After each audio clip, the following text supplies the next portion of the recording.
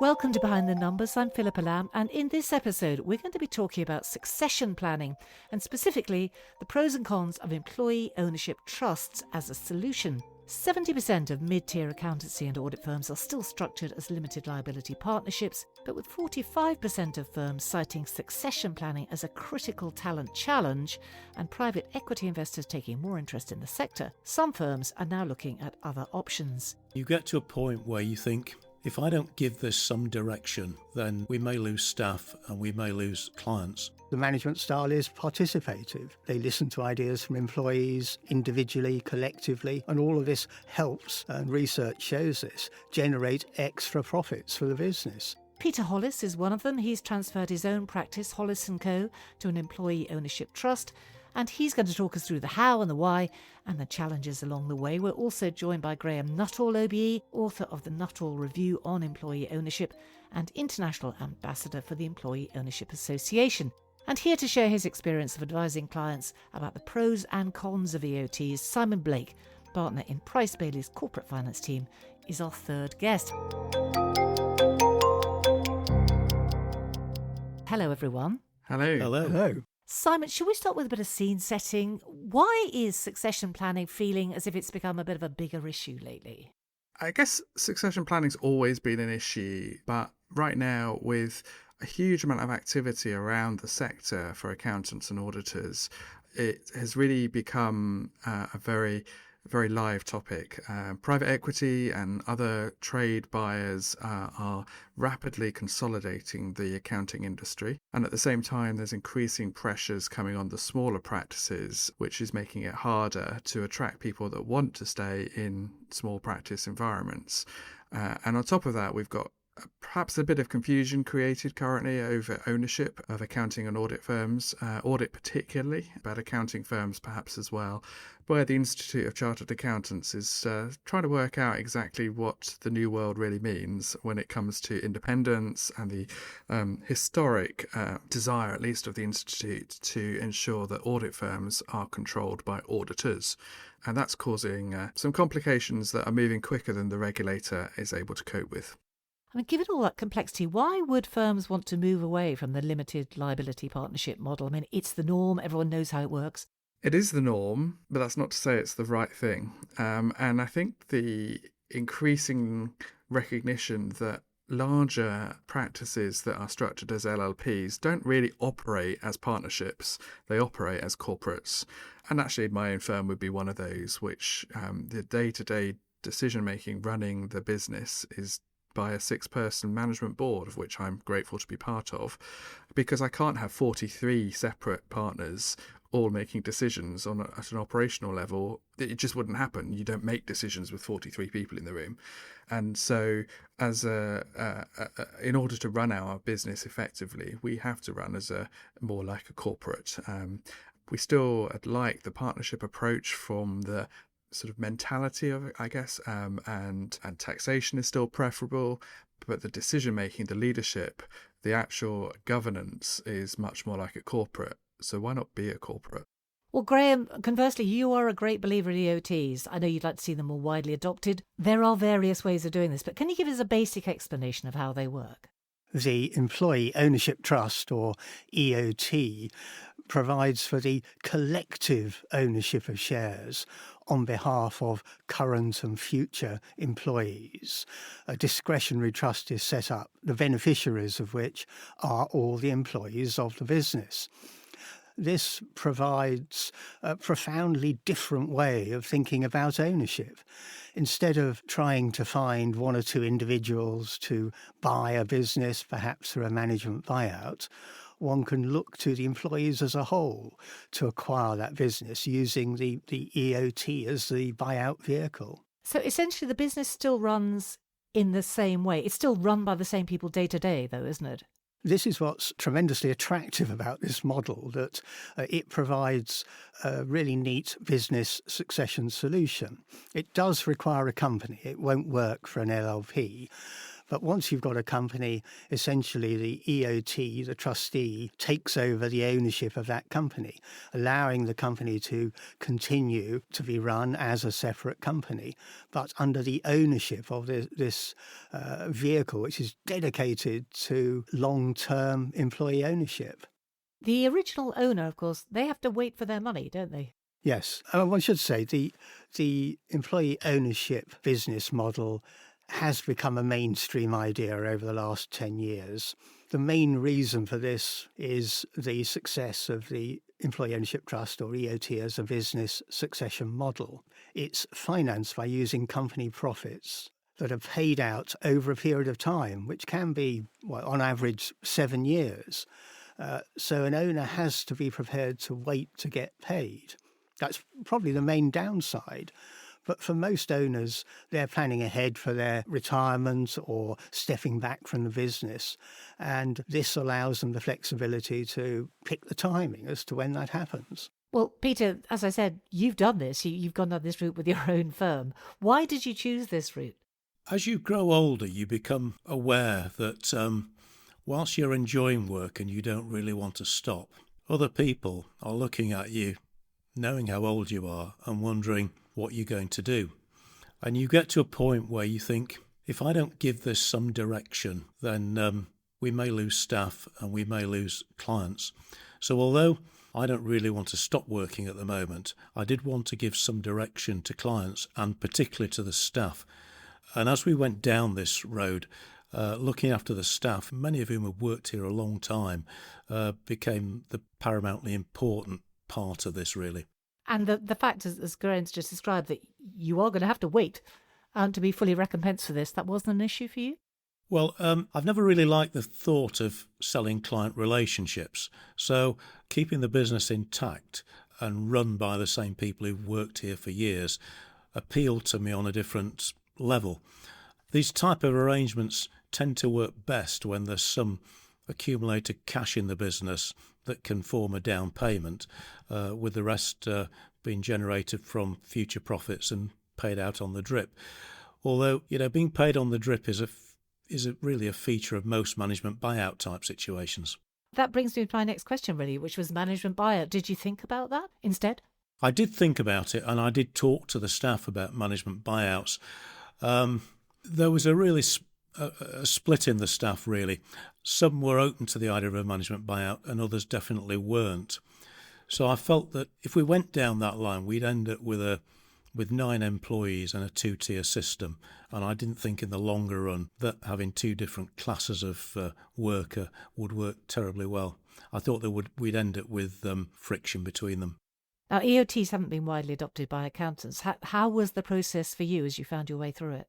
It was difficult at first because I had to establish the principle that an audit practice could be controlled by a trust. And that took quite some time to negotiate with our institute, but they now accept that you can indeed do that. So in terms of the regulatory framework? Absolutely. So that was the thorniest issue, was it? It was the most time-consuming issue to resolve.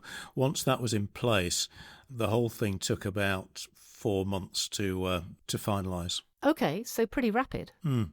And are you happy with it? I mean, you're in the midst of this now. How long, can I ask you, how long do you think you'll remain involved with the firm? Is there a time frame in your head? Well, I'm thinking it's probably going to take about 5 years for me to get paid off. And I expect to be working here for most of that time. And the new environment, how does it feel? Does it feel different to the way it was before? Well, at the moment, it feels exactly the same. Things are happening just as they did before, and I'm running the thing in the way I was. That's got to change, and that's really the biggest challenge now, to get the thing to a position where it will operate without me. It's quite a cultural shift, that, isn't it? It's challenging for me. Yeah, that's what I mean, really. Big change.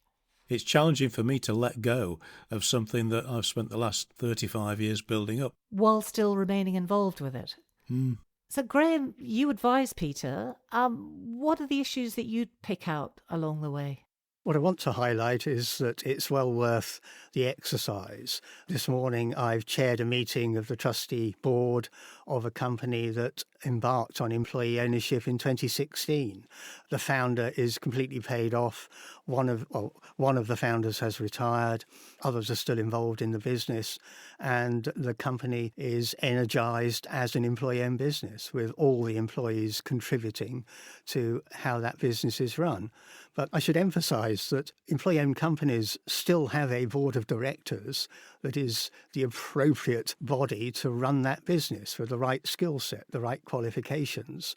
But what happens is the management style is participative, that they listen to ideas from employees individually, collectively, and all of this helps, and research shows this, generate extra profits for the business, increase productivity, happier staff, and indeed quite often benefits to the community, which spill over from companies being very good businesses. And all this sounds really positive, and yet EOTs, they haven't proliferated quite as much as one might have thought, have they? What's your feeling about why that would be? I would say employee ownership trusts are mainstream. They are second most popular form of business succession after transfer to family. More than one company is converting to employee ownership a day. But there are, as we've heard today, there are sectors where the idea has not accelerated. And what I've seen is in some sectors it takes a pathfinder to accelerate growth in that sector. This is what happened with architects. A large firm of architects converted to employee ownership in 2017. I think by 2022, there are well over 100 employee-owned architects practices. Similar phenomenon with law firms. Overcame the regulatory hurdles with the first EOT-owned law firm 2018. There are now over 30 of them. So the idea can take hold and can take hold quickly. So that's what you're hoping to see with accountancy, a trailblazer? I am, but also I wanted today really to explore perhaps why it might not take off as quickly as it has in some sectors. It comes down to the dynamics of a particular business. Employee ownership has got to be right for a business. And if the nature of a practice is that the work is brought in by 2 or 3 individuals who need to be personally rewarded for effectively owning and managing a business, then perhaps employee ownership is not right. But if a business has established a brand and work is coming in because of that brand, because of the reputation perhaps locally, it's easier to see that that can convert to employee ownership, where you have collective ownership by the trust of a business rather than ownership by 1 or 2 individuals. Simon, you've had a lot of experience of EOTs. Does that chime with your experience? They work for some, but not for everyone. Yes and no. I think it's a real combination of factors that are involved in the EOT decision. And actually, I'd start with a wider employee ownership piece, not necessarily just employee ownership trusts. Price Bailey, we are all of our employees have some shares in our business as long as they've done 12 months service, and that means there's over 400 shareholders in our business as a result. But I think the point that we have to think about here is employee ownership needs to be an incentivization for the people that are going to drive the business forward. One of the unique things about the employee ownership trust model is that no individual employee actually has a share certificate with his name on it. The shares are held for the body of employees at any given time. And that, I found, is a barrier for some. It's also built around the subject of all employee ownership. That's the concept under which the original rules were written. And that means that the incentive for everyone is very equal. In a normal trading business, the contribution isn't equal. And therefore the incentive required, perhaps for some, is greater than for others. And that's where the employee ownership as a standalone model doesn't work so well. But can you not handle that through a different remuneration structure, bonuses, whatever it might be? Well, if you do that, then actually what's the real advantage to the EOT model in itself? And I think this is where, when you are bridging from a traditional partnership or LLP route into an LLP structure, you do see a bit of a few barriers coming up. What we do see is some hybrids, and maybe it's worth us chatting about the hybrid model. Yeah, absolutely. That was the thing I wanted to ask you, because you can do a bit of a mix and match with EOTs, can't you? In terms of the employee ownership model, typically the move is towards 100% employee ownership by an EOT. It's probably only 10% of the cases where there is a hybrid model. And in some of those cases, it's only temporary. It's during the deferred consideration period. So most employee-owned companies find they are able to incentivise senior executives essentially through cash bonuses, occasionally perhaps through an executive share plan. But when you run the numbers, the rewards from running a share plan over minority shareholdings can be relatively modest. And for many, you're creating a problem that you've just overcome, namely how to buy out shareholders and the drain on resources that can provide for a period. So moving towards a hybrid, it's possible, and the EOT model is flexible and can accommodate it as long as the EOT has a controlling interest. But generally speaking, it's not what's seen as the usual model. But Simon, do you want to talk us through what a hybrid might look like? Yeah, and just to be controversial, I think what we are seeing is more and more clients that don't want to do EOT in the traditional route and do want to look at hybrid.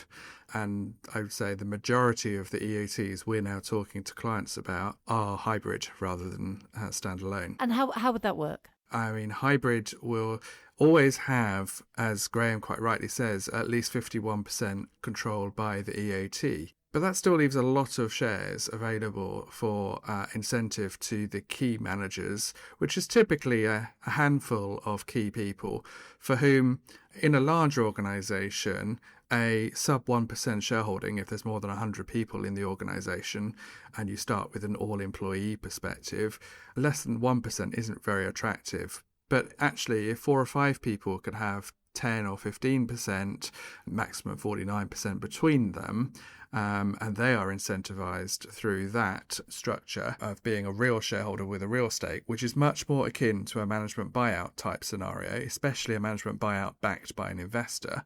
That's the kind of shareholding you would typically end up with in those scenarios. Then you get the best of both worlds, where you have employee ownership for the wider employee body that wouldn't typically access ownership of the business through a traditional route, and the management buyout type of incentive that means the key people in the business that are leading and driving it forward have got a significant incentive in there. Graeme's right to talk about what happens next. Well, what happens next is something we haven't seen very much of in any EOT so far. If I'm understanding your model correctly, there's a degree of equality which you wouldn't have had before, but some people are, well, to coin a phrase, more equal than others. Is that how it works in practice? So you still end up with a hierarchy in that sense?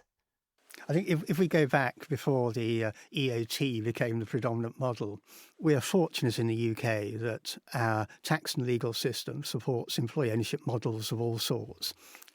Direct ownership through employees owning shares personally or through share incentive plans, and the collective model. And it may be that we're returning to a more balanced range of models rather than the predominant EOT model, which is the current situation. All I would say, based on a long time advising on employee ownership models, is that I have seen hybrid models close down when it becomes apparent that it's difficult to manage them. Individuals don't always buy shares at the right price or sell them at the right price.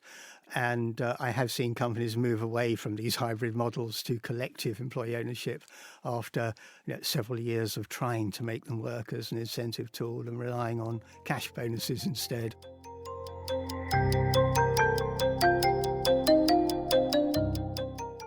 Moving to a slightly different question, I'm thinking about size of organisation. I mean, obviously, this has worked well for Peter with a relatively small organisation.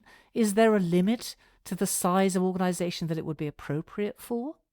Let me start with the statistics that large companies do adopt EOT ownership, but it is a small, medium-sized enterprise phenomenon. So between 10 and 250 employees, typically perhaps with an average of 40 to 90, but it can scale up. The John Lewis Partnership is well known and as long-standing exemplar of the employee trust model, and it has tens of thousands of employees. What do you think, Simon? Does it work for much bigger organisations? I think I would share the experience of the majority that sort of under 100 people is where it seems to be served really well. The John Lewis model isn't a model under the current EOT legislation, but the concept of employee ownership was very much driven by the John Lewis model. So I think that's right. There are a number of large, particularly surveying firms that are employee owned, but again, not using the current model. They didn't get there through EOT. They were employee owned prior to EOTs existing. I think I'd be interested to hear what you all would pull out as the biggest considerations and challenges for organisations that might be considering this option, particularly given it's a heavily regulated sector. We've already identified the deferred consideration, so sellers need to be patient to be paid. This may make it difficult for some sellers of a certain age or who have a reason to be paid quicker. Simon, your thoughts on that? The accounting sector is an odd one because there are many accounting businesses that actually don't recognise goodwill, and therefore arguably it could be easier for some businesses to undertake employee ownership because actually the purchase price of individual shareholders won't be so significant if goodwill isn't being recognised. But where it is recognised, it also tends to be recognised in the hands of the individual shareholders as a minority shareholding, i.e. much lower in itself than a pro rata shareholding, as it would have been for somebody in a more standard business scenario away from the partnership model. So in many ways, if it wasn't for the issues that Peter experienced around the audit question, which I referred to earlier on, that's one of the biggest confusions that's going on at the moment over, well, who can own a firm of chartered accountants or registered auditors now? Clearly, lots of people believe a complete variety of people can own that firm, including private equity or including a corporate structure. The question is it controlled by registered auditors? And the Institute of Chartered Accountants has not got its own clarity on that. And hence, Peter was able to persuade them in his scenario. Many private equity have just assumed, I suspect, that it doesn't matter. And yet for others who are working through the technical rules carefully are going, well, it doesn't actually say what happens if a business is not owned by a majority of registered auditors as individuals or as chartered accountants. And that's a big debate going on within the Institute right now. I think the strong point in my case, Simon, was that every person involved in this had the audit qualification or an appropriate qualification, and I deliberately engineered it like that because I thought that took away any objection. Just turning to other issues, I think one of the major issues a small firm like mine faces in the longer term is that most of the people who work here are sort of in the age band, perhaps 45 to 55. We've just got someone started at 30, and I think the challenge is going to be for the people I leave behind here finding their replacements so that they don't end up in a position where they actually need to look at selling the business. Right. Have you given some thought to how they might manage that? No. I think there's lots of things you need to consider when you go down this line. And I think if you try and answer all the questions before you press the button, you end up going on forever and never doing it. So I took the view that this is what I wanted to do. The staff were on board, they were happy with it, and I know there's some loose ends, and I thought I could sort them out in the longer term. Graeme? One of the advantages, in particular of the 100% EOT model, is that you can promote individuals without asking them to invest in the business. And that is seen as a significant advantage. You get promoted based on merit, not on your ability or willingness to invest in a business. And obviously an outright advantage for younger people in that regard who might struggle with that. It's worth noting that if you have a large LLP, then, and particularly one that works on the so-called naked in, naked out basis, then there is actually less need for a business succession solution.